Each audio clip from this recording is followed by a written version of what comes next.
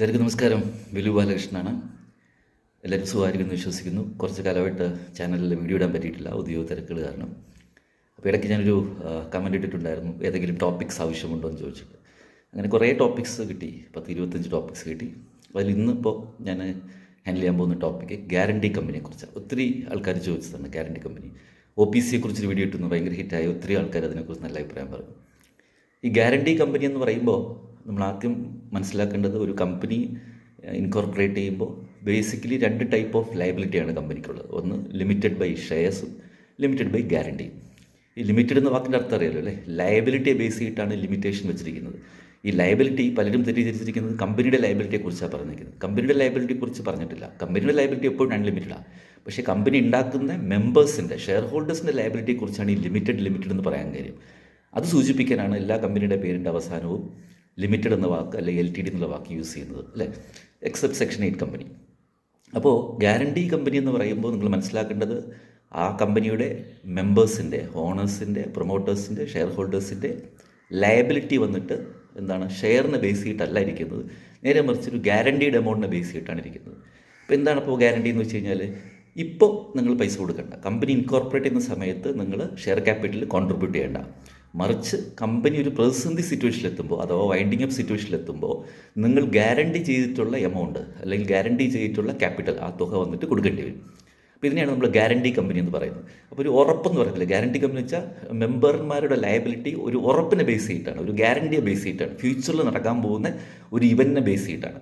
നല്ല രീതിയിൽ കമ്പനി പോയിക്കൊണ്ടിരിക്കുകയാണെന്നുണ്ടെങ്കിൽ ഒരുപക്ഷെ ഗ്യാരണ്ടി കമ്പനിയിൽ ആ പ്രൊമോട്ടേഴ്സിന് ഒരുപക്ഷെ പൈസ കൊടുക്കേണ്ടി വരത്തില്ല. മറിച്ച് കമ്പനി ഒരു പ്രതിസന്ധി സിറ്റുവേഷൻ നിർത്തുക, അതായത് ബിസിനസ് നിർത്തുക, അല്ലെങ്കിൽ വൈൻഡിങ് അപ്പിലോട്ട് പോവുക, അങ്ങനെ സിറ്റുവേഷൻ വരുമ്പോൾ ഈ ഗ്യാരണ്ടി നിന്നിട്ടുള്ള ഈ മെമ്പർമാരുടെ നിന്നും ഈ പൈസ അവർ കളക്ട് ചെയ്യും. They have to contribute to the assets of the company.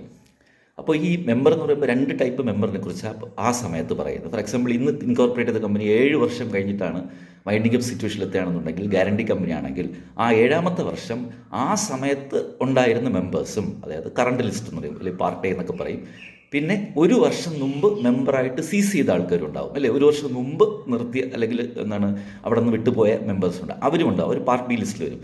അപ്പോൾ കറണ്ട് മെമ്പേഴ്സിൽ നിന്നും അവർ പൈസ ചോദിക്കും. അതുപോലെ തന്നെ തൊട്ട് മുമ്പ് വൈൻഡിങ് അപ്പിന് 1 വർഷം മുമ്പ് പോയ മെമ്പർമാരിൽ നിന്നും പൈസ കളക്ട് ചെയ്യും.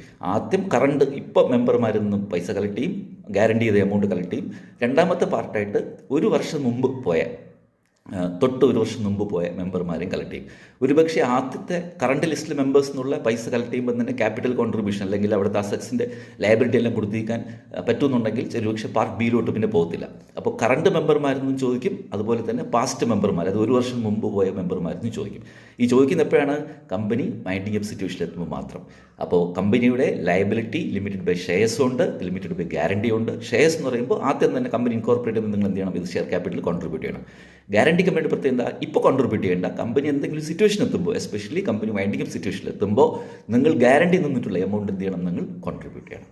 ഇതാണ് ഗ്യാരണ്ടി കമ്പനി എന്നുള്ളത്. പൊതുവെ ഒരു കുസൃതി കൂടെ പറഞ്ഞുതരാം. ഗ്യാരണ്ടി കമ്പനികളുടെ ഒരു പ്രത്യേകത എന്ന് വെച്ചാൽ, അവർക്ക് ക്യാപിറ്റൽ സോഴ്സ് ചെയ്യാൻ, അല്ലെങ്കിൽ അവരുടെ വർക്കിംഗ് ക്യാപിറ്റലിലും മറ്റുള്ള എക്സ്പെൻസ് സോഴ്സ് ചെയ്യാൻ വേറെ സോഴ്സ് ഓഫ് ഇൻകം ഉള്ളത് കൊണ്ടാണ് ഗ്യാരണ്ടി കമ്പനി അല്ലേ? അല്ലെങ്കിൽ പിന്നെ കമ്പനി ഇൻകോർപ്പറേറ്റ് എവിടെ നിന്നാണ് പൈസ? അപ്പോൾ അവർക്ക് വേറെ സോഴ്സ് ഉണ്ട്. ലൈക്ക് ഇപ്പോൾ ഫോർ എക്സാമ്പിൾ സ്റ്റോക്ക് എക്സ്ചേഞ്ച് ആയിരിക്കും, ബ്രോക്കർ ഓഫീസ് ആയിരിക്കും. അവർക്ക് മെമ്പർഷിപ്പ് ബേസിസിൽ അവർക്ക് എന്ത് കിട്ടുന്നുണ്ടായിരിക്കും? വേറെ പൈസ കിട്ടുന്നുണ്ട്. അതുകൊണ്ടാണ് അവർക്ക് അപ്പോൾ എന്താ ആവശ്യമില്ല? ക്യാപിറ്റൽ ആവശ്യമില്ല. അപ്പോൾ ഗ്യാരണ്ടി കമ്പനി എന്ന് നക്ഷലായിട്ട് പറഞ്ഞാൽ, കമ്പനിയുടെ മെമ്പർമാരുടെ ലയബിലിറ്റി ഒരു ഗ്യാരണ്ടിയെ ബേസ് ചെയ്തിട്ട് മാത്രമേ ഇരിക്കും, കോൺട്രിബ്യൂഷന് ബേസ് ചെയ്തിട്ടില്ല. ആ ഗ്യാരണ്ടി എന്ന് വെച്ചാൽ ഞാൻ പൈസ കൊടുക്കാം, ഞാൻ ഇങ്ങനെ സിറ്റുവേഷൻ വന്നാൽ കൊടുക്കാം എന്ന് പറയുന്നത് ഉറപ്പിന് ബേസ് ചെയ്തിട്ടാണ് ആ ലയബിലിറ്റി വെച്ചിരിക്കുന്നത്. പിന്നെ ആ എമൗണ്ടും അതുപോലെ തന്നെ എത്ര എമൗണ്ട് ആണോ നിങ്ങൾ ഗ്യാരണ്ടി ഇപ്പം നിന്നിട്ടുള്ള ആ എമൗണ്ടിന് മാത്രമേ നിങ്ങൾക്ക് ലയബിലിറ്റി ഉണ്ടാവും. ക്ലിയർ ആകും അല്ലേ? എന്തെങ്കിലും സംശയം ഉണ്ടെന്നുണ്ടെങ്കിൽ കമൻറ്റ് ബോക്സ് ഇടുക. അപ്പോൾ ഇതുപോലത്തെ എന്തെങ്കിലും ഡൗട്ടുകൾ ഉണ്ടെന്നുണ്ടെങ്കിൽ, അല്ലെങ്കിൽ ഇതുപോലത്തെ എന്തെങ്കിലും ടോപ്പിക്സ് ഉണ്ടെന്നുണ്ടെങ്കിൽ കമൻറ്റ് ബോക്സിൽ ഇടും. ഞാനത് സമയത്തിനനുസരിച്ച് ചെയ്യാം. ഇനി ഇടയ്ക്കിടയ്ക്ക് കുറച്ച് വീഡിയോസ് ഇങ്ങനെ ഇടാം. ഓക്കെ, അപ്പോൾ എല്ലാവരും സുഖമായിരിക്കുന്നു വിശ്വസിക്കുന്നു. പിന്നെ ന്യൂ ഇയർ വിഷസ് ചെയ്യാൻ പറ്റില്ല. 2025 എല്ലാവർക്കും ആരോഗ്യവും അതുപോലെ തന്നെ ഹാപ്പിനെസ്സും ഉണ്ടാകുന്നൊരു വർഷമാവട്ടെ എന്ന് ആശംസിക്കുന്നു. നിങ്ങളുടെ സ്വന്തം വിലു ബാലകൃഷ്ണൻ.